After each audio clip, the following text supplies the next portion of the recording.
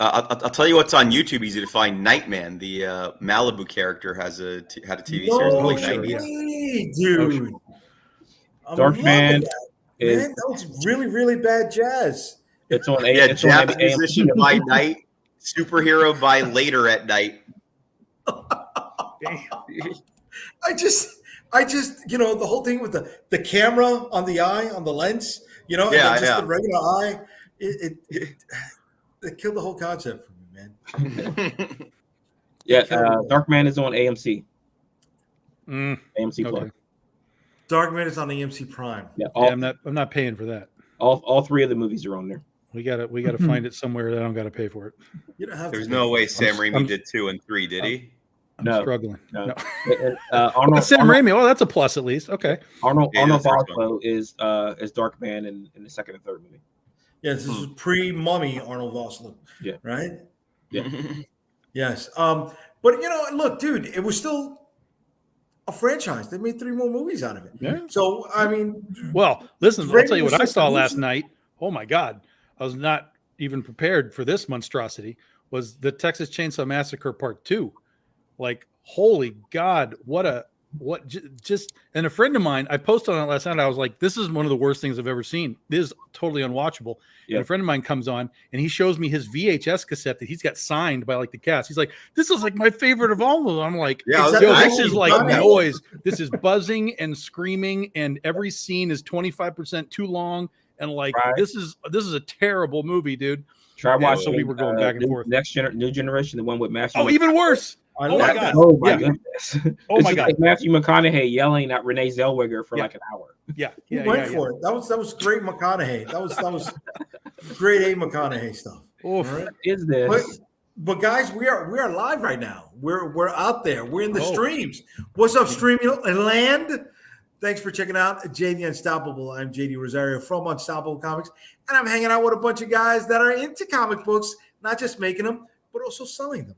We're going to go across the top. Why don't you introduce yourself, starting from the gentleman on my right.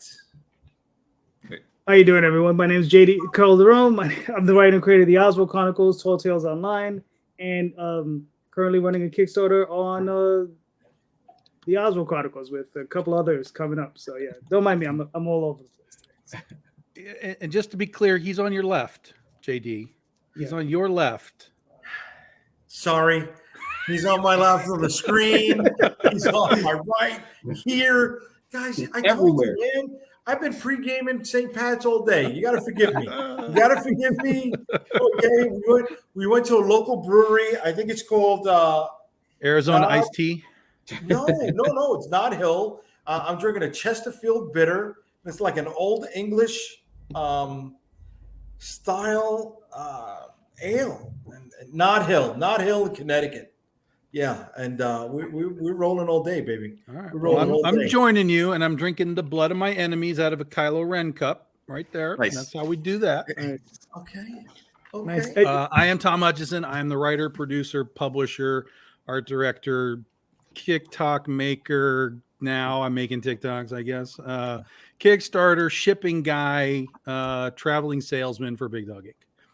And in stores through Antarctic Press this coming Wednesday with the return of Critter. Yeah. Comes out on a Wednesday. Way to be. And below Tom. Marvin Wynn, writer, creator of The Edge from your good friends over at Comicsburg. My man. And last but not least, next to Marvin, we have a new face tonight. Dimitrios, I own Anyone Comics, the comic book store in Brooklyn, and Everyone Comics and Collectibles in Queens. I'm a comic seller. I mean, we're all comic sellers here, I feel like, but in the retail sense. You are, but you got one hell of a track record. Not only that, you came from one of the biggest retailers where you cut your teeth at in New York City. Yeah, right? I worked at Midtown Comics, starting from the warehouse, and became manager of their Grand Central store. And when there was no more upward mobility, took the step to open up my own store. Much poorer, smaller store. And it's an amazing store. And he does great outreach, and he does great community services. And He is one of the most knowledgeable retailers that I know, folks. All right, don't downplay yourself. And just like all of us, Dimitrios put his money where his mouth is. He believed in himself, and he fucking opened up 2 shops, guys. Well, I put someone else's money where my mouth was. I didn't have enough money to open up a store. I have investors. Well, you know what? That's still smarter than some of us here in the panel. Than us, yes. We got a bunch of people saying what's up, so let me just say what's up to them right off the bat here. William, what's up, Mr. Quinn? What's doing, brother? We got Marvin coming back. Oh, Marvin is here. Yeah. Campe, comic book writers on the U.S. drink beer. He's, oh my God, so sophisticated. Not only do we drink beer, brother, we drink a little bit of the moonshine. So yes, thank you for that, Mr. Quinn coming back. Tom needs a skull goblet. There you go. And God bless you, sir. All right, way to be, guys. All right, so I was under the mistaken impression that Ghostbusters was coming out this weekend, and I'm sorry that I was leading a lot of you people on last week. I was looking forward to seeing it this week. There was nothing out there, so who went and did a second viewing of Madam Web? Anybody? I think it's out. I think it's too late for that. Really? It's on streaming like tomorrow, probably. It's out on digital right now. Oh. Yeah, it's DOA, man. It's DOA. Yeah, we'll see how long it takes when to get on Disney Plus or Netflix. There's the Madam Web graphic novel, though. They collected all the 80s comics, all the key issues into one handy compendium now. Available in stores. Collected a bunch of books that have nothing to do with the movie to be sure to sell to all those people that are like, hey, do you have Madam Web comics? Yeah, but... So would you say that's one of the top sellers in your shop there, Dimitrios? Unfortunately, as much as I pushed it, could not be. Not even top no. Like, you can narrow it down, not even the top book with strictly the word web in it. So do you feel your shop is trending with everybody else and selling some of the most popular books like Thundercats and Transformers and the licensed properties that's going on there, or do you see something differently in your locations? For sure. Any different, all the major trends are, I feel like, reflected across the boards with most comic book stores. Any divergency in trends you'll see on like the tiers below that, like less Energon Universe sells out of all the stores. Ultimate stuff is selling out like a lot, just all the stuff is selling. It's selling to mostly a mainstream audience. What different stores have personality wise is like what else sells. Once you get past that one question, what else is there? And you can see differences with different stores, different personalities, both in terms of what titles, but also what types of titles, like manga, graphic novels. I have a wildly different question that sits in the same parallel of that. Let's go. So the folks that are buying these things, Transformers, Thundercats, whatever, that type of stuff right now, are you seeing any actual true readership in any sort of percentage, or is this dudes that are gobbling up variant covers because they're cool? The variant covers are cool. I mean, I give them credit. But are we seeing a resurgence of readers in these things, or is this just give me that Ryan Otley Transformers cover? Of course, like, you can't have the readers without the other part. But do you see for you obviously you can't speak for the internet, but for everybody, but like what's sort of your take on readership versus I'm just here for the art? Right. You see the I'm just here for the art on certain books, and then you do see the readership and the collectors will always be there. Collectors will always like latch onto like what they hear is good and just like pile and add all the variant cover stuff, right? The Energon Universe stuff, the Transformer stuff, does have readers. The way you could tell is literally just look at the pre-orders on issues 3 and 4. The pre-orders of issues in 3 and 4 are higher than the ones for number 2, and they keep staggering up. And but isn't that can't that just be attributed to more hype and more people wanting? Again, it's sort of like it's telling on itself. It's like, hey, we're going up. Well, that's great, but are we going up because of hype and we want these covers? Yeah, and it's hype, or are we seeing this because people are reading the book? Do you know what I'm saying? Yeah, I don't know if I'm articulating this right. The hype, comic creators should be using the hype to sell to readers, and Transformers is doing that. Okay. The way they do that is by continuously reprinting more and more. I'll say they're kind of cheating a bit by making original covers for every single printing and stuff. Mm-hmm. Other than that, like, as long as you keep the book in print, as long as you maintain access to people, the hype can continue on. Hickman's X-Men sold as high as it did because of how well his Avengers sold, which was less than the X-Men. In other words, like, the without the hype of the Avengers, the X-Men wouldn't have sold, and Secret Wars, the X-Men wouldn't have sold as well. Similarly, the Transformers is maintaining the Andromeda Universe is kind of building on its own hype, and that's a good thing. I mean, like, you can't ignore the collectors, but I can't deny there's readers as well. So here's a question. Let me hold on. If you don't mind, let me pile on to that question. Yeah.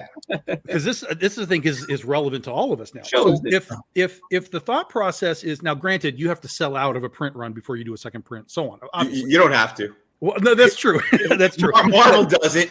Theoretically, you kind of want to get through and then you do another. Yeah. But like if us as like lower tier guys, let's say Antarctic Press, Aspen Comics, Zenoscope, whatever it is, if we were to come out with this new series and be like, okay, here's Tom's new series and here's number one, and it does, even marginally well, but if you guys can't get a number one again, it's going to be harder for you to sell 2, 3, 4, 5, 6, whatever, right? So should we, as lower tier guys within the retail market, this is not a Kickstarter market or anything, although it kind of transfers over to our Kickstarter. I always tell people, make sure you have more number ones when you're selling number two, or you're going to struggle. But if we come into retail and we say, okay, look, we're going to do a 6-issue series, here's number one, should we have a plan to make sure you guys have number one again when number two comes out?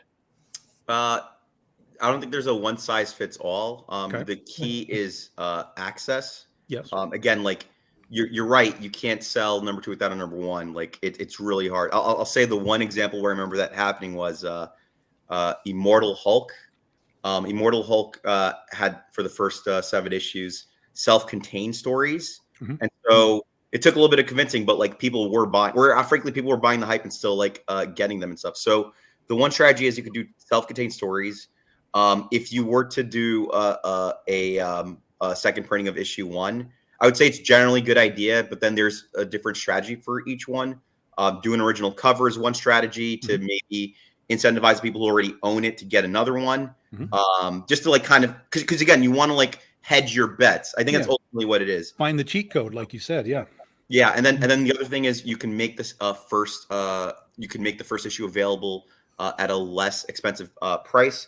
I'll say DC's having a little bit of success by packaging issues 1 and 2 together. They did this with Justice League versus King Kong versus Godzilla and Wonder Woman, and that found smaller runs. It doesn't seem like that in itself didn't sell strongly, so I'm not sure they're going to maintain it. At the same time, that did help stores introduce it to more people. And then, of course, the old strategy of you do the graphic novel, and then that leads into issue 7 or 8 or 5 or whatever it is, which was, I think, championed by the Ultimate line and Invincible. Invincible started with graphic novels first? No. But like that mechanism that Image has like in play was started in the Ultimate Universe, which is like you release 6 issues, then you put out the graphic novel, you put it in bookstores, then you do 7 through 12, and then you put out the graphic novel. I would say that's maybe the most winning strategy if other publishers committed to it. Yeah, that's what we've been doing for all of our books. We'll do the 5-issue arc, drop a trade, 5-issue arc, drop a trade. That's perfect. Yeah. Now, all right, this stuff is coming in with a lot of hype, but what did they do to build up the hype in the shop? Did they send you, point of sale merch? Did they send you specific videos to reach out to the people on your newsletter, stuff like that? How did they promote it to you? Yeah, point of sale merch seems to kind of dead in both shops, in both of my stores. I have the benefit of like seeing two different demographics between Long Island City, which is largely an affluent, business-focused community, versus Crown Heights, Brooklyn, which is somewhat lower income, and much more less. They're more native New Yorkers, or at least they've been there for a couple of generations, compared to so seeing both of the buying habits, just the like, I don't know, it's the problem comic book creators like you folks have right now is you're being told that you have so much more access to like ways to reach your audience, which is true.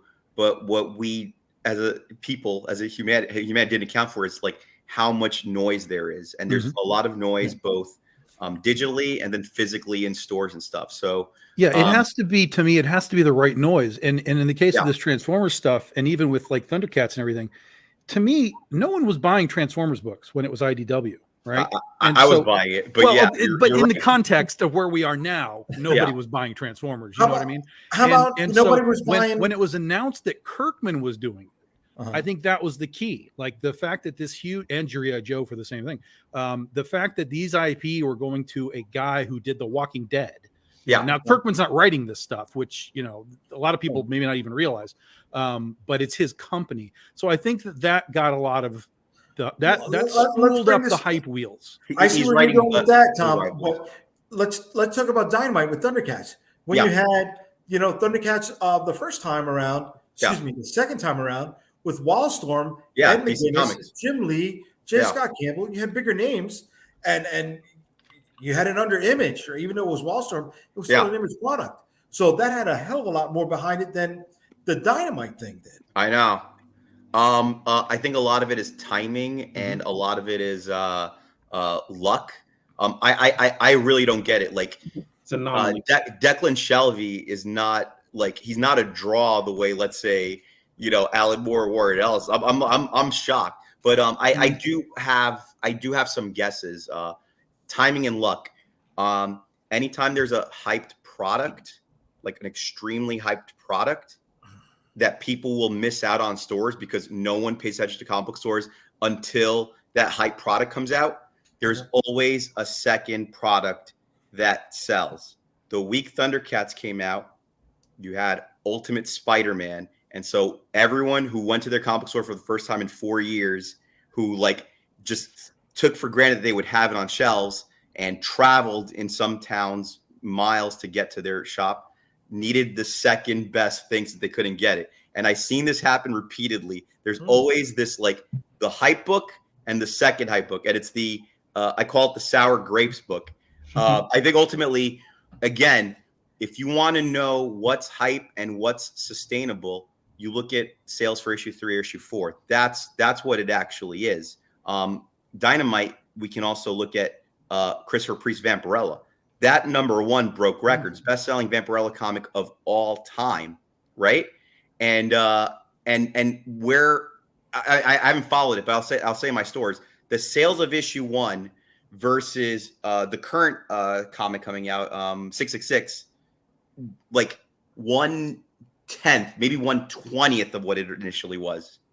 Wow. And 666 is getting a huge push behind it in the terms of marketing. I've heard Priest on a number of interviews, which I barely even heard him on one interview for the first issue that came out. The marketing of Christopher Priest being behind it is strong, just like the marketing of Robert Kirkman. And like when you have a name, use that name, and that's just as good as like any free giveaway you could give, if not better, actually, right? However, there is a bit of diminishing returns. Christopher Priest never left Vampirella, so like most of the fans already know. And even if you rebrand it, even if you do a new #1, the people paying attention already notice. Versus Kirkman, what did he do before Void Rivals? He kind of steps away, comes back, steps away, and comes back, right? Himself. Not to mention Daniel Warren Johnson is a huge name right now. He's building up the same way Hickman was in my earlier example. Tom Riley, to me, is one of the best unrecognized artists, and that was a good catch by them. Yeah. And you got Joshua Williamson also coming in. Yeah, I'm not that impressed with him, but he's solid. So, but he sells though, right? Jay, hold on. Can I ask a question? His name doesn't sell, but his products sell. There you go. Okay. So, Dimitrios, remember a book called Unnatural Order that Volt sent out like 100,000 copies to all the stores? Yeah. Did you see? I mean, obviously, I don't know. Did you give away a bunch of those? We sold a bunch. It was a mixture. Like it was. What I appreciate about comic books is when people try new things and stuff. I think Kirkman did try a new thing with the Energon Universe stuff, and I think Vault is constantly trying new things. Ultimately, Unnatural Order did reach issues 2 and 3. Did reach hands of people that it wouldn't have otherwise. I don't know if like that loss leader was beneficial to them. Like they have to look at the big picture themselves. But for my store, I did manage to get into people's hands that like wouldn't have otherwise. However, I'd say the still the strongest selling point of that was what's his face, Chris Yost being attached to that, since X-23 is a popular character. Gotcha. All right, because what's funny is I had gotten the first issue for free from my retailer. Yeah. Read it, enjoyed it, ignored the rest of the comics, but I picked up the trade. Oh, the trade came out? Yeah, well, it's in the latest previews. Oh, okay, gotcha. I ordered the trade, yeah, because I'm a trade raider. So I would say it worked to some extent. There was another book called Beyond Real, which I think reached a few more people. That came out like 2 weeks later. That was part of the same Vault programming, but I don't think they're doing it anymore. I think that was those 2 books, and that was the end of it. Yeah, I just thought it was an interesting program for them to even attempt. I agree. I'll tell you. No offense to you guys, but I think if there was no inside baseball out there, if people weren't obsessed with like how much better would it be if you didn't know that this was given to stores for free, and that store owner gave it to you for free, and it seemed to you like it was out of the kindness of his heart. Yeah. Well, the majority of the people out there don't get into the inside baseball stuff. They're not out there reading dirt sheets, are they? I think there's a lot more than we. I mean, dude, I don't remember when I was a kid being concerned with the box office records of movies I watched. When I watched Jurassic Park, I enjoyed it, right? Nowadays, I talk to high schoolers and they're like, oh, Endgame, bro, we beat Titanic. Like, what do you mean we? What's your royalty check for that? I think there's maybe due to wrestling. I don't know. I can only guess, but like, just people are really interested in like the behind the scenes, like, and so fewer people are just enjoying the magic, right? Right. It's the sports stats. Like when fantasy sports took off and those numbers were readily available, now it's shifted into other realms. Oh, hey, I recognize David. David is a brother. I've known David all my life. That's my man. So it's awesome that you recognize him. I haven't seen this man in a year, I would say. David, we moved to a new shop, man. You got to come through. You know what? I'm going to pick him up and I'm going to bring him to the shop because he likes the barbecue place down the block also. Oh, nice. So, Dave, get ready, brother. I'm going to pick you up and we'll make a stop. We'll make a 2-for-1 stop, bro. All right? We'll hit barbecue and then we'll go to Dimitrios' place over there by the bridge, man. Marvin, you were at Comics Pro a few weeks ago, right? And we're talking about Volt, we're talking about Dynamite, we're talking about Image. Do you recall any of these publishers out there talking about things that they're trying to do that are new that maybe we as independent people could probably take advantage of? They're all looking for out of the box marketing. A lot of them are in the realm of what are you doing outside of your realm for marketing. So what we talked about them doing is like we're linking up with local wrestlers, we're linking up with local coffee shops to open those doors up more and try to not only have people pick up books at those venues, but also push them back to the shops, because we want all these shops to survive. But in our instances, like we're dealing with so many, it's kind of hard to pick who are our go-tos and who we send marketing materials every month to. So I'm sending out 150 packages a month of marketing material to the stores because, I mean, the ones that are requesting it, some of them don't request it and I send it anyway. but anything that's different than what they're doing right now. So you need to capture people who aren't going to the shop. You need to recapture those people who left the shop because of the books they didn't want to get, and now you got a new crop of books coming in there. So you have to figure out a way to say, hey, go to your local comic shop again. It's cool to go and check things out again. In regards to what Marvin's saying, I've been thinking about this the last couple of years, which was like there's the aspect of like trying to like broaden your reach, but then there's maybe like something that I think people aren't really trying enough is kind of more or less fortifying the spaces that they know like they can rely on stuff, right? Like if I'm not mistaken, Marvin, you're in Philadelphia, right? Pittsburgh, sorry. Yeah. Okay, I'm not so familiar with Pittsburgh, but like if you were in Philly, I know Atomic Comics is a supporter of like indie books and stuff, right? So then like if you made that your base of operation and then just kind of like, you know, like just kind of follow that specific store's ecosystem and build on that and fortify that, the people who see you, who recognize you as a comic creator and stuff, right, become essentially your advocates. And right. I mean, ultimately, that's what comic books need is advocacy and stuff outside of comic books. Right. I mean, we do that. It's a New Dimension Comics here. Okay, cool. So New Dimension Comics, Phantom of the Attic Comics, Geekadrome are our home bases, and we've set up like kind of home bases in Florida, California. Also, that's nice. Our reach is those three states are our number one reach for not only shops but the customers who are going into the shops asking for our stuff. So we're trying to get New York and Jersey. I mean, it's not that it's been difficult because we like hit your shop and we hit Midtown a lot. Mm-hmm. So I wouldn't stop throwing away copies. Well, no, they order it and it sells out. I mean, wait, Midtown does order it? Yeah. Holy shit! Whoa, they've changed the operation since I was there. Mm-hmm. Yeah, I've seen it on their shelves. Yeah, they order comics books. Every book we put out is in Midtown picks it up. Oh, it's great. Yeah. So I mean, and what we find is if we go back to what Tom was saying about the number ones, the 2s, the 3s, the 4s, and then going back to number 1, is that I think that's where our gap is, because we know their reorders are happening, but the reorders aren't getting to us. So we end up reaching out to the stores and saying, hey, do you guys want to refresh through us? Because now we're looking at more direct sales more than we are through distributors, because that's kind of, it's easier for us. I know it's a little more difficult for you guys in the shops to have multiple ordering systems, but what's coming with Comics Hub and with ICV2 is there going to be a more loosened grip on, we only want to order from Diamond, Lunar, and Penguin? Or do you feel like that's where everything's going to live at? I think that's a good thing. I think what you're doing is actually really smart too. Like most stores are run by 1 or 2 people, right? And so you're like spread thin for the most part, right? We have like I look at one business model, which is I think Macy's, and then really even supermarkets and stuff, where you.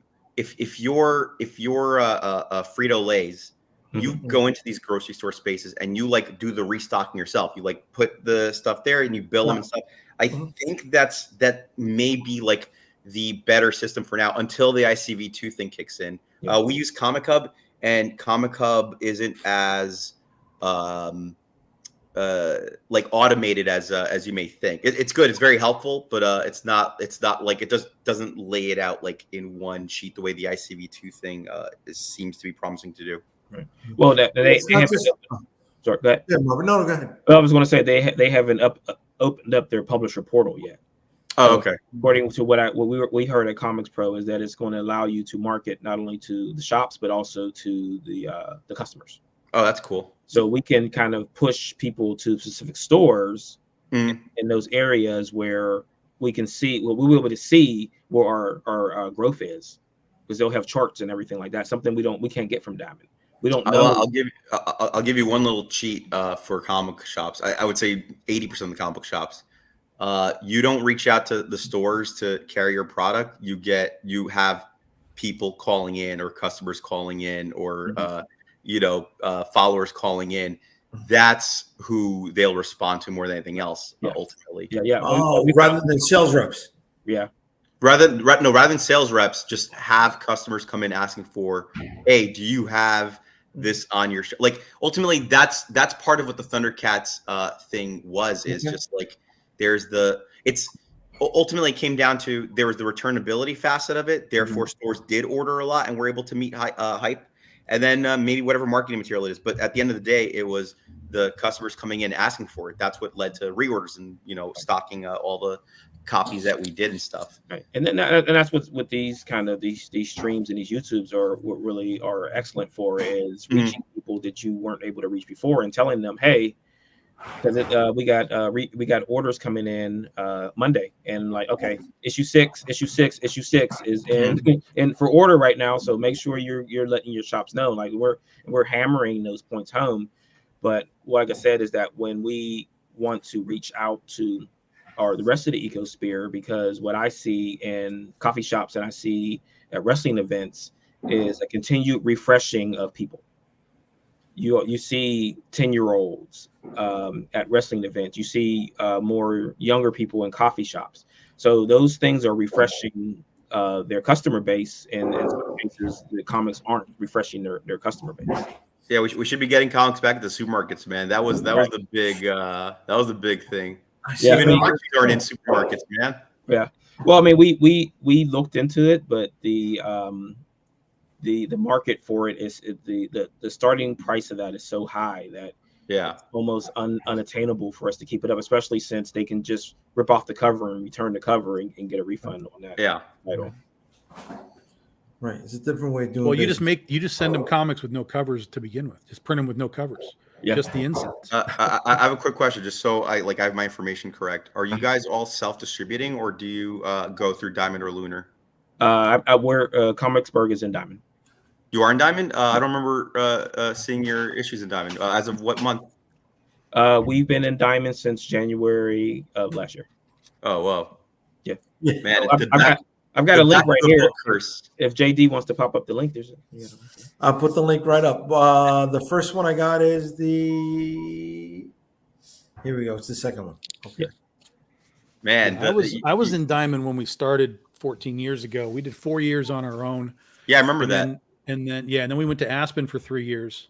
Oh, right. Yes. Right. And then when we moved out of Aspen, I dropped out completely and just refocused everything to direct sales through Kickstarter and all that kind of stuff. And this year is the first year we're back in stores because now Antarctic Press has picked up our stuff.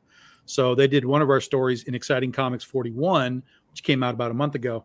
And now they're reprinting the Critter series from issue 1 and just running with it. And that'll be out. The first issue will be out on Wednesday. So, Aspen, are they still functional? I don't think I've seen them in previews for a while. Aspen does stuff very sporadically now. They're not like what they used to do because they're hyper focused right now on their movie stuff that they're trying to do for the animated Fathom and Soulfire things. So they do some Kickstarter stuff, and then in time, it's sort of the Polito method. Like they'll do so many Kickstarters, and then they'll roll that into the general marketplace. But yeah, right now they're kind of just at the beginning of that sort of cycle of let's do some Kickstarters and then send it to retail. Yeah, but they are in previews though. Yes, they're in previews fairly regularly. I'm not sure exactly what they're doing all the time, but I know that they just did a Fathom Kickstarter a few months ago. So, and they've done some art books and Michael Turner stuff and so on. I'm going to guess most of their products, as of like whatever it is in previews, is mostly either reprints or reissues of stuff that they've already put out and stuff. I'm guessing. Could be. I haven't looked at a previews in a long time, so I don't know. But I do know that they're still producing. They're just doing it in a different sort of cycle. Yeah. But speaking of previews, here we go. We got Marvin's book up here right now. And what is this final order cutoff is when, Marvin? Monday. So orders due March 18th. Oh, nice. All right. Are we showing something? I don't see I see the catalog itself. Yeah, you gotta scroll down there, bro. I got to scroll down. Yeah. I'm sorry. Yeah. This is There it all is. Oh, this is it. Okay, my fault. So we got 3 books in this month. Blowtorch, Bury the Past is one shot. Issue 6 to the Edge, and then issue 2 of the Theme of Thieves. Okay.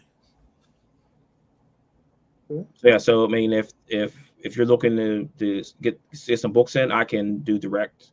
Yeah. I've got I got a bunch of covers of all issues 1, 2, 3, 4, and 5 in the old warehouse area. Do you find that Diamond is helpful? Is it like giving you at least getting you into spaces that like you wouldn't be in otherwise? Like, can you like confirm that for the most part? Yes. Yeah. I mean, I always call Diamond a door kicker, and it gives you viability because before we were in Diamond, we were doing direct sales to a few stores, and a lot of them told us, "Oh yeah, we'd like to order, but if you were in Diamond, and I couldn't wait till we were in Diamond to email those guys back or call them back and say, "Hey, we're in Diamond now," and they were like, "It's like okay, we're ordering." So and then a lot of I did a lot of calls for most of the runs. We call the stores and we keep in touch, and a lot of them said, "Hey, if you wouldn't have called me, I would have just skipped over that book in the catalog." Look at that. Nice. I mean, it's like flipping through a phone book, and you shamed them, Marvin. You shamed them into sales. I kept bugging them, like I make a phone call, and I'm like, I just like, who's the person that's responsible for ordering books? Is it you or someone else? Because I want to talk to them. And a lot of times, there's only one guy working there. Like there's a few stores here where it's one person handling everything in the shop, and I kind of feel bad for people like that. Like you're doing all the ordering, you're dealing with the customers. Like how do you function in that kind of way and make sure that even the shelves are stocked on time before you just like and just lose it and be like, I quit. Yeah, I tell you, to work at a comic book store, you don't need to know about comics, or you don't need to like comics. You just need to like people. Yeah. Even if you hate people, you need to like people. And speaking of comic shops, we got the flagship store of your empire over here. You want to talk to everybody about it? Eddiewood Comics started 2017.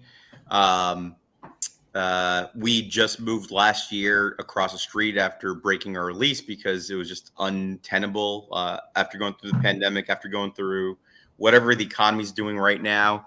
And we're across the street, so we haven't really lost any customers. And we do tons of events, although we have a smaller space, so our events are a little bit more restrictive. Pictured here, the drink and draw. We bring in a cosplay model once a month so that the local artists can connect and just, socialize and just do something, And then we do Magic the Gathering, which pretty much runs itself. And we do kids art classes with the belief that with both the drink and draw and the kids art class, the belief is that if we give people comic books, people who are just interested in drawing and make them surrounded by it, maybe talk to other people who are reading more actively. When you give them the power and you put it into their hands, they may be more encouraged to try it out. And I would say for the most part, we have maybe a 50% success rate on that one, of people just being in the store and just their curiosity just lets them get into the hobby on a more regular basis. And that's just more of the outside the box marketing that a lot of people have to be more willing to do. And that was, like I said, that was one of the things that came out of Comic Pro. So library systems, hospital systems are also viable things for that, because you've got a lot of people who are just sitting around with nothing to do, and for the most part. So put a book in their hands instead of having them just sit there and watch TV all day. Well, the number one spaces to distribute are prisons, and then the army, actually, military for that reason. Yeah. Yeah, we moved a lot of books through the army system. Really? Yeah. I mean, for the reason that Marvin's stating, it's especially in prison and stuff. As long as you're not sending hardcovers, it's something to pass the time and stuff. Mm-hmm. Yeah, back in the day when I had a PO box in Manhattan and we were running comics through Golden Realm Unlimited, I would get a lot of letters from guys in prison wanting either more books or just letting me know that they themselves were burgeoning creators, and when they came out, they wanted to do comics. It was interesting. How many of them came to see you? Huh? It was a How PO many of box. them came to see you? PO box. PO box. Reason number 10 that we opened up Everyone Comics in Queens at the Queensboro Plaza stop is that's where the Rikers Island bus drops you off once you're out. So, familiar face. Yeah. Clever, savvy individual. Isn't that how you found it, Jay? They dropped you off? I actually was looking for it for a while, and when I went to the shop the other day, I ended up walking around 3 or 4 different blocks, didn't I? Trying to find it. It wasn't an easy find, but once I did, it was beautiful. It was like hitting Shangri-La. I tell you, man, we have construction happening all over Long Island City, and it's killing me, man. Like there's no reason to walk around, man, unless you're looking for the store. Yeah, and I was looking. Now, one of the things that people should be looking for is what you're going to be doing tomorrow, right? And what's that? Oh, so tomorrow we're meeting up at Anyone Comics in Crown Heights, and we're taking a trip to the Joe Koch warehouse in Sunset Park. That's really deep in Brooklyn. You could meet us there. Everybody's welcome. Joe Koch has been in the industry for 40 years. I believe he's partnered with Forbidden Planet in some capacity, and he, has this kind of like Indiana Jones, the ending of Indiana Jones warehouse of just pop culture stuff in the middle of nowhere in Brooklyn. And you will find like all kinds of old indie comics, McDonald's toys, just random collectibles. I got my New Universe poster there. And he's closing around July or August. I'm not sure when. And I just wanted my customers to get a chance to like check out the place, maybe find some thing that they've been looking for from their collection or be exposed to something different. And because we're not going to get the opportunity to get something like that anymore. I mean, Gado's stores, comic stores, and comic interest places are closing down all over the place and stuff. And so this one I think is a very unique one that we'll be missing out on once he closes. I'm not sure why he's closing. The prices of Sunset Park are going up due to Industry City, but he's also like a 80-year-old man, so like maybe he's just at this point like calling you. You know what I mean? Yeah. So yeah, but I invite. He's gonna close at the end of the summer, he says, without having a specific date. I invite people to join us tomorrow, or just visit the shop visit the warehouse at some point. You'll definitely get great deals if you mention that Anyone Comics sent you. Are you going to be streaming anything while you're out there, or? I mean, reception's pretty bad, but maybe we'll take some videos and like upload them. Like it's like really, it was not Verizon's priority to like put towers in the warehouse area of Sunset Park, not next to Koch's warehouse, which is near where you could pick up literal farm animals for your butcher shop and stuff over there. That same block. Just like the warehouse district in Fight Club. Yeah, dude. What's the address? I don't know the exact address, but if you Google search Joe Koch warehouse, there's only one. You're not going to find Joe Koch like cell phone warehouse accidentally. It's 206 41st Street in Brooklyn. 206 41st Street. Okay. And even when you find the warehouse, it's not like it's advertised outside. You literally have to walk through winding corridors to find it. Look at that.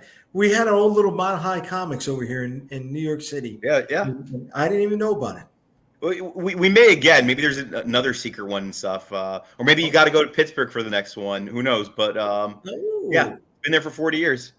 Oh. Tom, you're near Mile High Comics is in Colorado. You're closer to where Marvin is then, aren't you? Well, I'm in Michigan, so I'm closer to Marvin than I am to Mile High, but it's still a good, I think Tom once a year in Canton. In where? Ohio. We do a show in Ohio. Akron Comic Con. Yeah, Akron. I'm sorry, Akron, not Canton. Oh, okay. Jay doesn't leave the state. Don't you understand this? What are you talking about? I'm in Connecticut right now, bro. I left the state. Just Come went up on. north, bro. It's not. It's the same. It's just an extension of Manhattan. You know that. Connecticut. You throw a rock, you hit Connecticut from New York. Westchester is the extension of Manhattan. And it rolls all the way up into Connecticut. In New Jersey. That's the other Exactly. side. That's the other side, guys. Come on. Tom, are you near Vault of Midnight, or is that a familiar comic book store for you?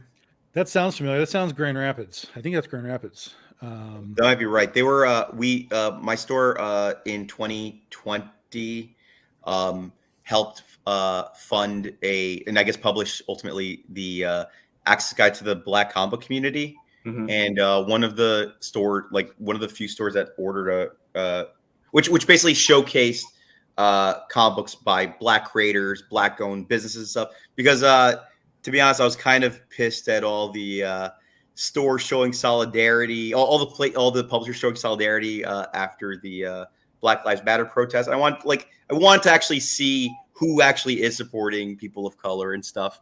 And in terms of stores, Vault of Midnight was like one of the big purchasers of that book, actually. So, which was really cool. Yeah, there's a couple big ones in Grand Rapids. The one that I go to is outside of Grand Rapids. It's a great store called Comic Signal. Okay. And it's Don is an amazing guy.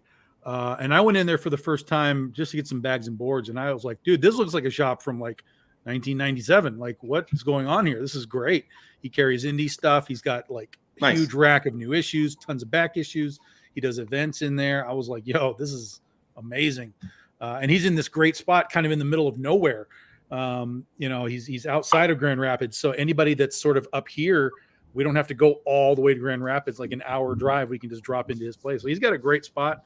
And wait. How many Funko Pops does he have? This is the make it or break it on if it's a good he store. does them, but he doesn't have a huge display. All right, that's a good store. Yeah.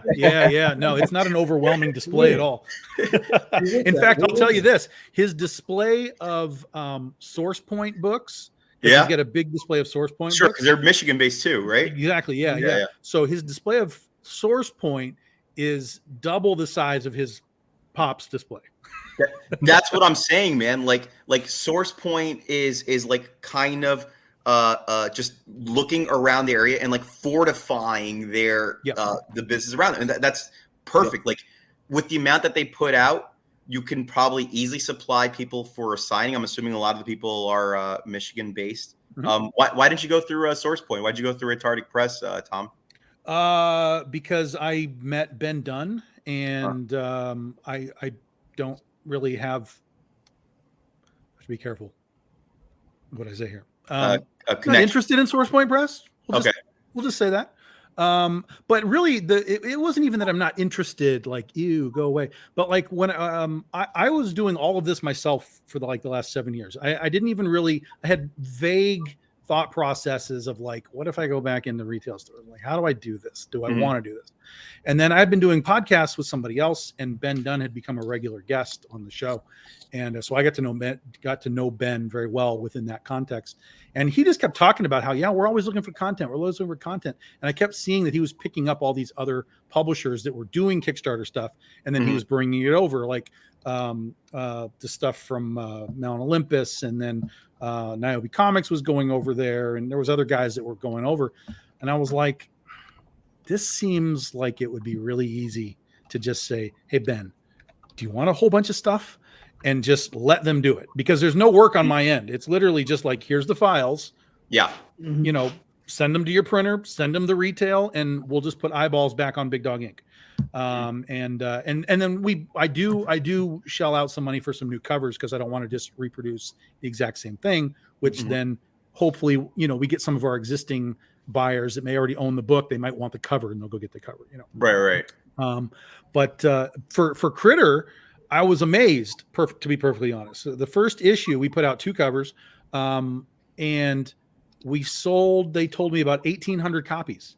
And I was like, Jesus Christ, this is a third printing of this book now through a third printer, and we're doing 1,800 units? That's insane. And he was like, yeah, dude, that's like a lot. And I was like, I know that's a lot. That's great. So, and then the second issue just came out, and he was like, yeah, numbers went down a little bit. I was like, well, I expected that. And I was like, so what is it? He's like, I was like 1,500. I was like, what? That's like zero attrition. Like 1,800 to 1,500. You got to be kidding me. I'm not surprised because your like it's literally what you're experiencing is the effect of that example I made with Hickman, which is that like the pre-existing of the existence of Critter, whether through your own distribution or through Aspen, just got into people's minds. It disappeared from people's minds, but then that familiarity is like what more and more people are gravitating towards. Not to mention that like don't underestimate if you feel like your sales were unsatisfactory and maybe it's not being talked about, then it's being passed around in people's collections, maybe inexpensively, and that may hurt your ego, but it's getting passed around. That means more eyeballs are on it. That means the right person can get it. And now here's your 1,800 copy order and stuff. It's like ultimately this industry is just built more on persistence than anything else, you know? Yeah. But also like you know, again, with the Christopher Priest Vampirella thing, there's just a matter of diminishing returns. If you're too persistent, you cut, like, I would say it's much more valuable to just diversify your bibliography than to stick to the one thing, and then you could revisit it later. But like I think for you know, just like do different things, and then you'll never know what your audience is going to stick to. And then like Kirkman's an example of that. This man loved Invincible. He put his heart and soul into Invincible. You know, what is it? The Ant-Man book, Irredeemable Ant-Man, gets canceled. Marvel Team Up gets canceled. Whatever. He feels some kind of way against Marvel, possibly. But Walking Dead, which is for the most part just concept, maybe somewhat of an afterthought, maybe a little bit of controversy between Charlie Adler and Tony Moore or whatever, and then that takes off, and it takes another 20 years for that Invincible to match it. I mean, God, I mean, the amount of books that Kirkman put out before Walking Dead elevated him. I mean, he's got the Osiris book out there, which is ninja fucking Egyptian gods, Super Dinosaur, you all know, Brit, whatever, Battle Pope. Yeah, that's what I was going to say. I remember him doing Battle Pope. I remember he was on the digital webbing with Battle Pope. Yeah, remember Battle Pope? Yeah, but when that Invincible show popped up on Amazon, how did those trades do for you in the store? Oh, better. Those did really good. There's an example of basically just comic book movies and shows not helping sales at stores, and I would say it largely falls on the Marvel ones. Okay. And then there's books like that help. And frankly, Invincible, the show, for the most part follows the manga anime model. The book adapts the TV show adapts the book fairly closely, leaves you at these like trade points, and then the people want more and they come back and buy more books and stuff. This is exactly what happens with manga. It's what happens with Chainsaw Man and Jujutsu Kaisen, One Piece. That's versus like, to contrast that, you have Thor Love and Thunder. Before Thor Love and Thunder came out, those Jason Aaron books were potent. They were like, I could sell those. You look at the Esad Ribic artwork, it's gorgeous. You look at the Russell Dodderman story, it's gorgeous.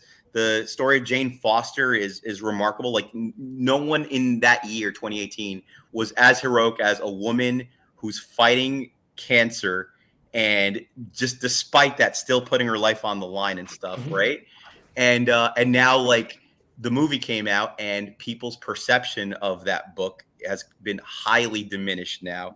Like whether you like the movie or not, the book is not, you know, it replaces the book. You got a beginning and ending through Taika Waititi, and it did not make you want more from the book. In fact, I would argue none of those Marvel movies cause you to want more ultimately.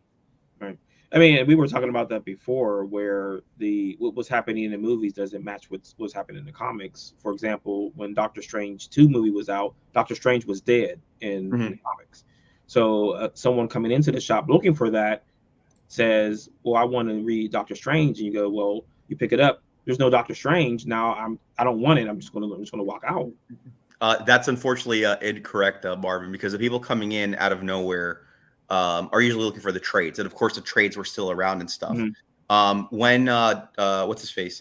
When Jason Aaron did the Jane Foster Thor, that literally coincided with Thor: Dark World. Yeah. I actually think it's actually beneficial when Marvel does not follow the movies. Again, the movies do not do the bare minimum thing of saying, for more adventures of this character, right, put in the end credits somewhere. You know what I mean?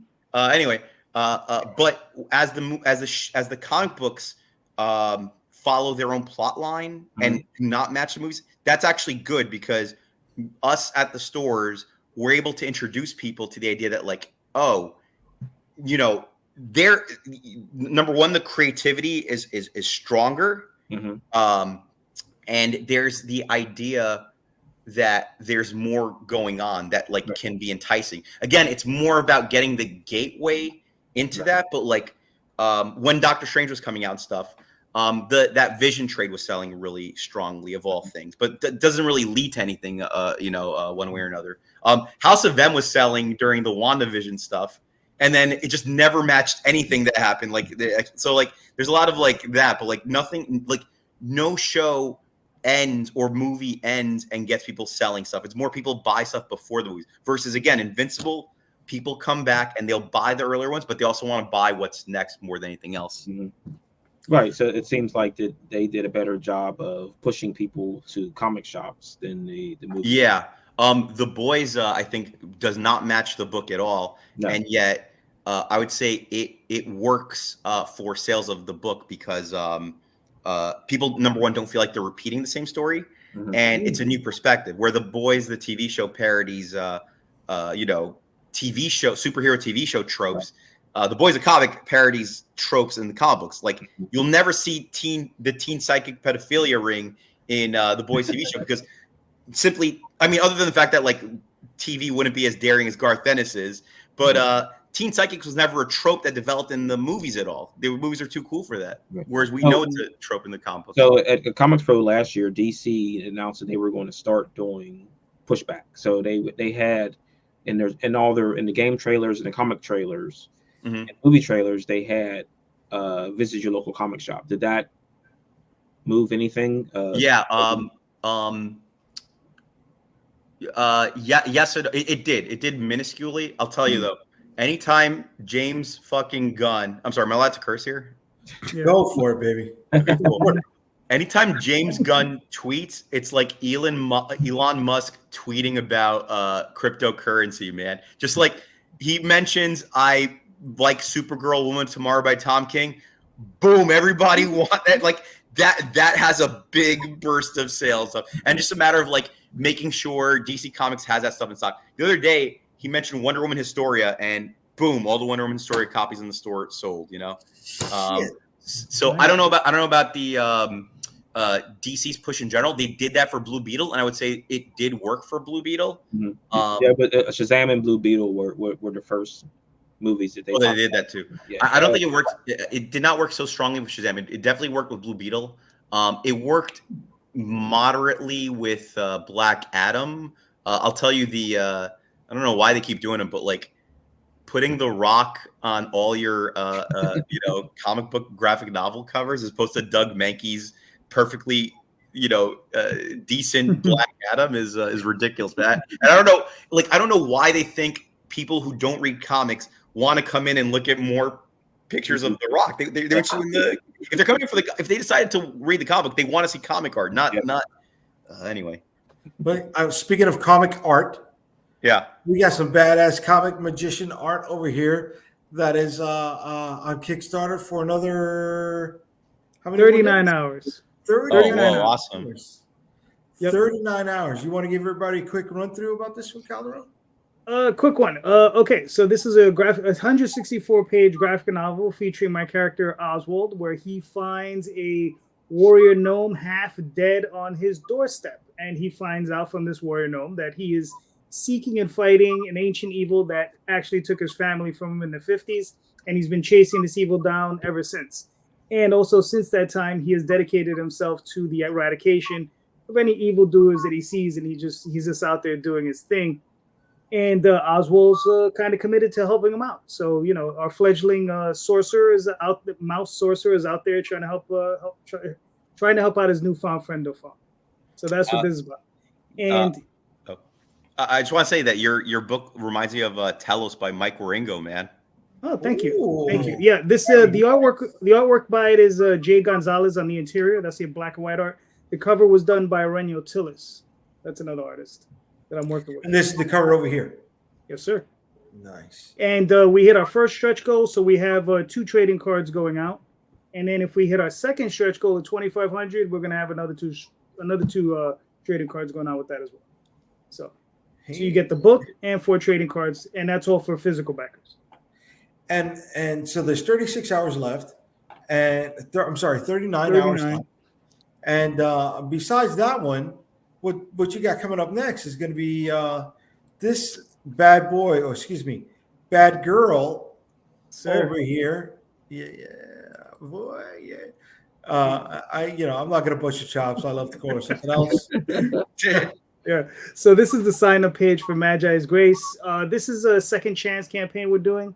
We got a new cover by C. Michael Lanning. There's this one. We have another cover done by Matt Lunsford. That's as an homage to an older comic that we worked on called La Blue Girl. So we did that one. So that'll be coming out. And this is probably going to launch. I haven't decided yet, but it'll probably launch on Friday. Hey, now. All right. Good shit, baby. Yeah. Good shit. And besides him, we got another book also with the pre-launch page up.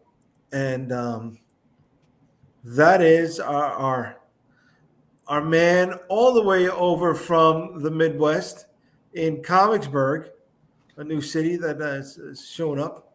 Yeah, we just popped up off. So you remember when in Marvel that Pittsburgh doesn't exist, so Comicsburg is taking its place. Wait, why doesn't Pittsburgh exist in Marvel?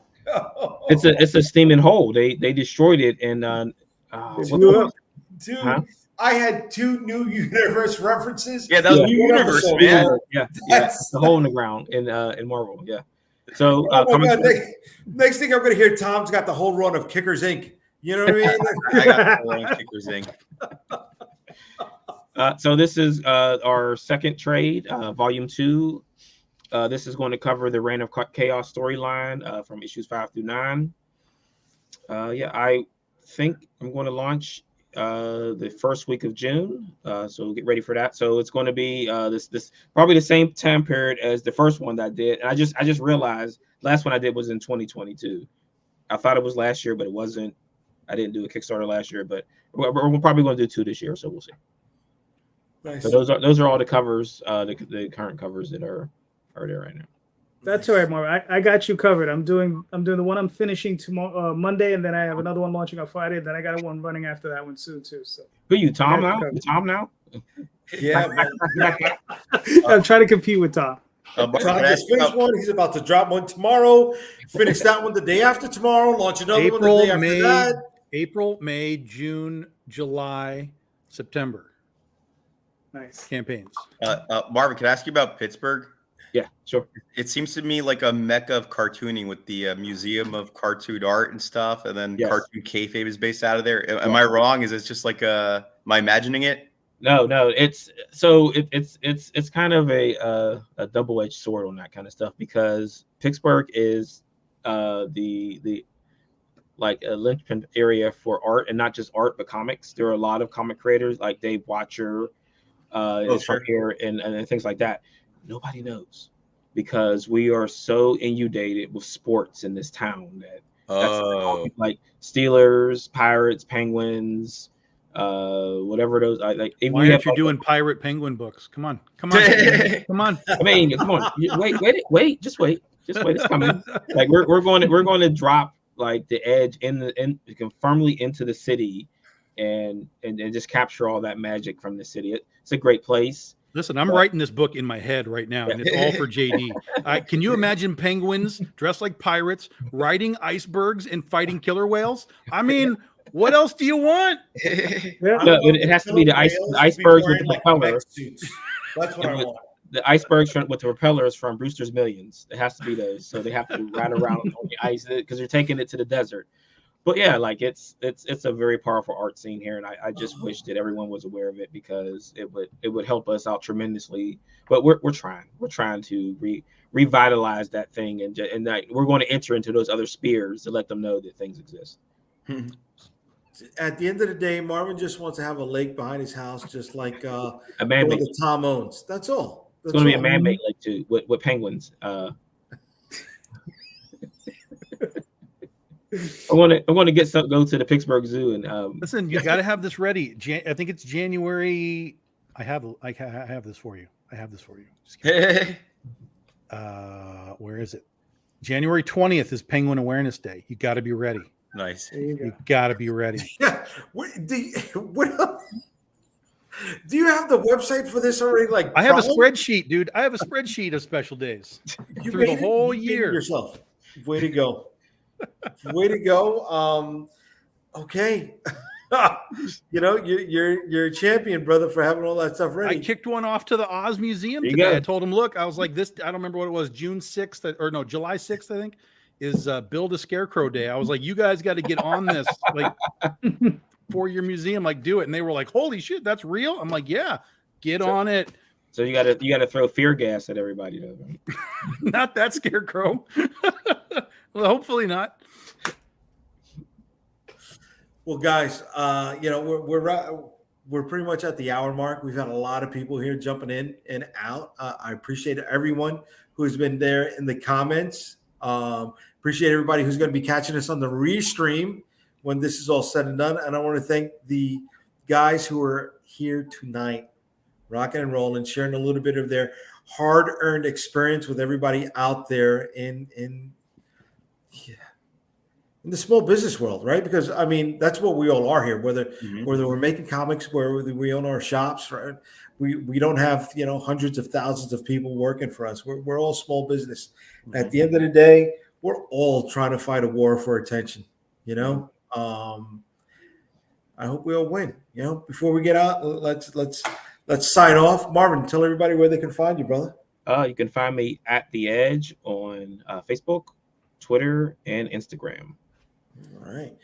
Dimitrios, where can they find you, bro? You can follow Anyone Comics on Instagram, Everyone Comics on Instagram, on Facebook, Twitter, sometimes, and on TikTok while it lasts for everyone. And also, we're going to start doing Whatnot. I'm not sure when. We need to have time stuff. But and I'm at the stores. You can catch me in Brooklyn or Queens anytime. I'm there a lot. Yeah. He is. Just don't ask him for directions to his shop when you bump into him on the street. Tom, where can they find you, brother? We're pretty much live on Facebook. That's where everything starts. We're on Instagram, TikTok, all those places as well. If you want to venture out into those zones, we also do a Patreon, patreon.com/Big Dog Inc., where we show you how we make the soup. If you like that, if you're a creator and you want to watch how we do it, you want to see everything go from concept to finished product, we do put all of our secrets on Patreon. My man. I wish I could say Calderon where you're at, but since he stepped away for a bathroom break, I'll let everyone know tomorrow night, 7:30, here on YouTube or Facebook, you can catch Calderon and me with him when his Wi-Fi breaks down over at Indie Comics Explained. You're going to be there tomorrow, Marvin? Yes, sir. My man, yeah. Everywhere this weekend. Tom, how come you're not there? What's up? Because JD didn't invite me. He didn't invite me last week when you guys were ripping on all everybody's comics, how everybody's comics were bad. Like, I didn't get an invite to that. That's fucked up, Calderon. I know. You guys gonna come through, bro. Listen, there's only but so many spots on the damn show. I only like having 7 people on at a time. I don't like having the all 9 squares filled up. You know what I mean? Center square. But if you want to show up tomorrow, you're invited. You can come. I do have an extra spot because I did have somebody drop out. Oh snap! Oh, look at that! You're not gonna be nice to Dimitrios. You're not gonna ask him to come through tomorrow. What's up, bro? I figured Dimitrios I'm at the was warehouse busy tomorrow. Oh, that's right. You're gonna be at the Joe Koch warehouse tomorrow. See? All right. Okay. All right. See, look, Dimitrios, you just met this guy. He's trying to volunteer you for all kinds of stuff. This is tough. I'm gonna try to be, Pretty soon he's going to be welcoming. telling you, he's going to be like, yeah, we're all going to go out to dinner. You're going to be paying. See? Jay's my manager, man. Dude, his shop in Queens is down the block from the best barbecue place in all of New York City, and it's just like I'm gonna have to prove that. You're gonna have to prove that to me because 100%. there's a lot of people say we're the best at this, and then they're not the best at it. Yeah, no, this is the best. This We're is the best. Well, you said you're coming for New York Comic Con, right? Or no? Tentative. We're working that out right now. Okay, cool. Well, dude, if you do come through, Well, make sure you come can for a Wednesday you can night. stay at Jay's place. So you got a can place stay to at my stay. place. What I'm doing is I got the house across the street from Calderon. So you can stay there, bro. All right. Come up for New York Comic Con. Come in like a day earlier. Do a signing at the shop. Do a meet and greet with people at the shop, and then make it worth your time. Okay. Look at that. Look at that, Tom. Tom. No. No. Tom hates New York, bro. Oh, really? Why?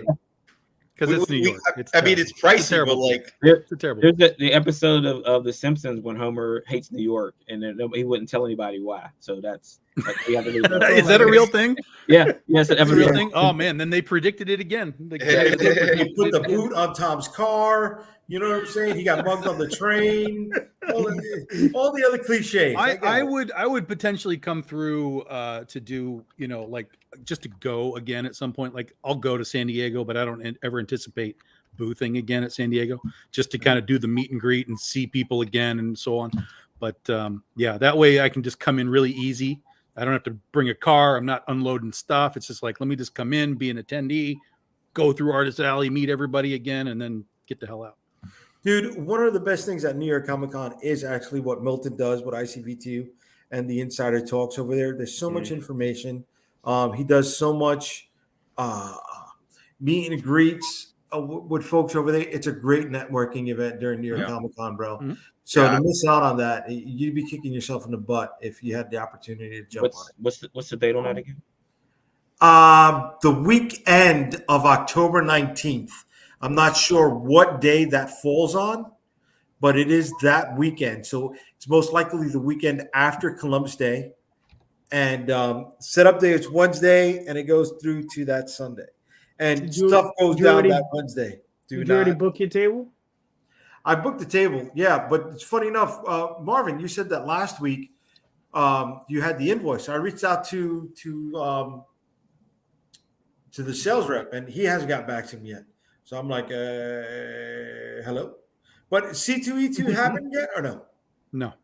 Next month. ECCC happened. Yeah. I think C2E2 is end of this month, right? No, it's next month. Oh, it's about a month away. Yeah, it's about a month away. Yeah, I got a creator badge again, but didn't get a creator space. So figure that one out. What? Yeah. Exactly. That's what I said. Three times this has happened. That's okay. So you're going to C2E2, but you're not going to have a booth? Well, I mean, if they're not going to give me a booth, I'm not going.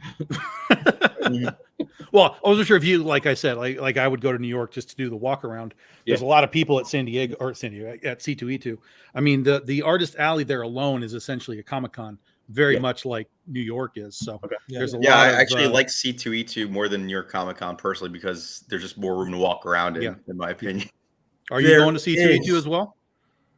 Dimitrios, no. I at this stage I can't leave the stores. I can't travel. I'm just stuck until business picks up. Gotcha. I'm sorry. Dimitrios, do you guys distribute comic shop news? What's that? Do you guys distribute comic shop news? You have to buy it, man. And like, if no one's picking it up, there's no point in buying it. Gotcha. Honestly, I have a customer who hits up Midtown and gets a couple of copies and just drops them off at my store. No one's actually interested. Like, you have to buy 90 copies, man. I literally don't have many people interested in that. Now, really, you had to buy 90 copies? They didn't just drop it off?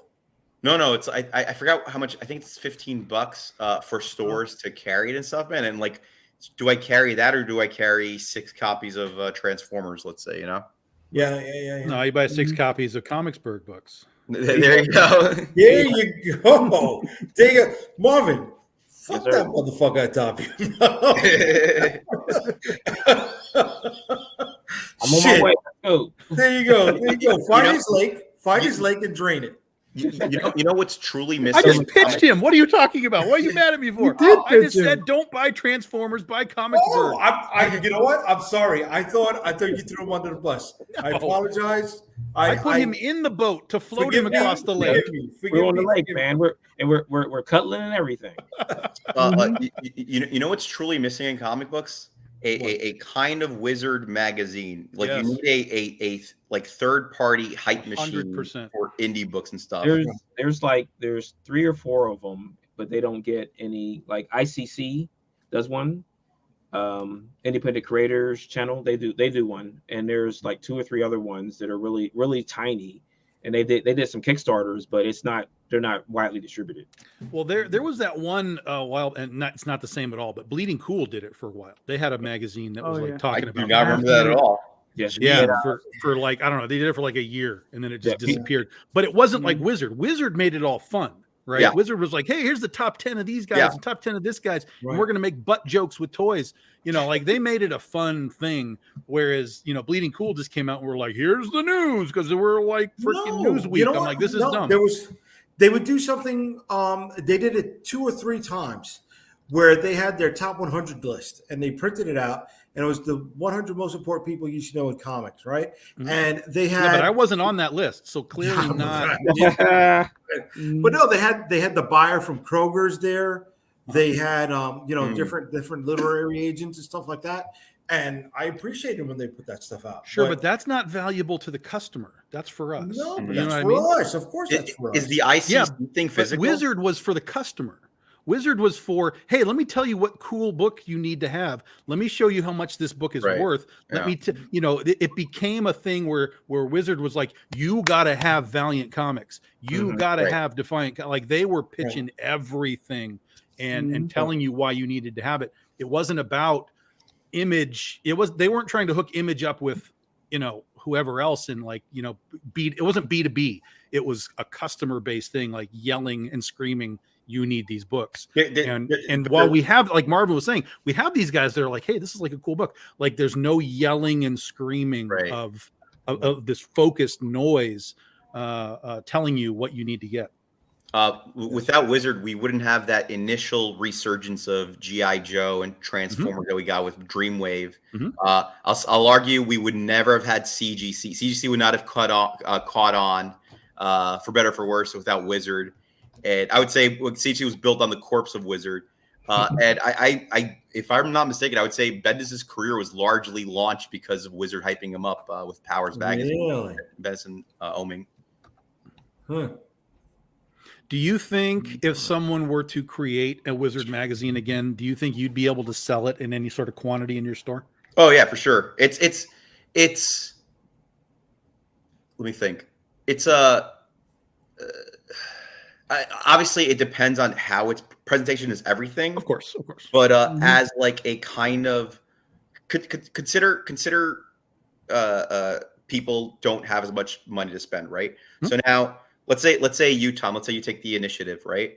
And you sacrifice maybe printing costs of Critter for to print this book and stuff, right? But that book itself, for a person who only has $5, who picks that over Critter, that book feels like a one-stop shop for all the indie stuff. And then later on, that in itself, it's a loss. Even if you make money back, it's a loss leader. But the loss leader that should pay back pretty much across the board. I think one of the biggest problems with this industry is how we are fractured. We are all out for ourselves and stuff. And I think with how it's diminishing, people just need to come together, the way you fellas are, and like kind of amplify each other. Like at this point, I don't see stores. I don't see any store as a rival business. I see them as embassies that are located in neighborhoods that can convert potential non-readers into readers and stuff. And when that person moves to my neighborhood, they become a customer and stuff. And I think the industry would benefit from that type of thing. But obviously I'm biased. But yeah, a magazine like that would like if you can check your ego and then let's say do a spotlight of Unstoppable Comics, or like a spotlight of like a theme spotlight. Here are all the martial arts related comic books that are out there and stuff, things like that. Kid friendly comic books out there. That's useful. That's honestly that's kind of what I saw the Access Guide as in 2020 and 2021 was. Let me get a book in people's hands so that when they feel encouraged to buy books that actually supports Black creators, rather than buying like Blade by Howard Chaykin, and I love Chaykin, but still, like here is that one resource for that stuff. It's again, like you need to put, but you guys are you're no stranger to this. You put a lot of money up front, and the return is just far down the line, and you're mostly, in a sense, putting in money for marketing, essentially, in many cases. Yeah, I love this, guys. All right, everybody. Thank you again for joining us. I appreciate it. Please, if you're in New York, stop by any of Dimitrios' shops, Anyone Comics in Brooklyn or Everyone Comics in Queens, and look at these guys' Kickstarters. You got Tom's coming up in a few days. Right? Or next week? 3 weeks. 3 weeks from tonight, April 6th. Okay. All right. And I got one coming out too in the next 2 weeks. So let's get ready, everybody. All right. Where's the launch page? We're not set up.